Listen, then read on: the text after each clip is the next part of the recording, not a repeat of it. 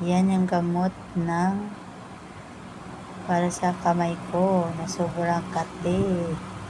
Ito yung mga ano ko. Yan. Ano yan? Yan. Para sa mga nakaranas nito, lalo na sa mga OFW, patulong naman guys kung anong pinaka mabisang gamot at mura na makaya sa budget. Yan, tingnan nyo dito. Yan ha, yan. Ayan yung sobrang kati, sugat sa laba. Dito pa. Ayan na, diba? Oh. Kati yan, sobrang kati. Ayan yung kamay ko ngayon. Sa, ano pa to, sa trabaho pa ko doon sa Lebanon. Ito na yung kamay ko.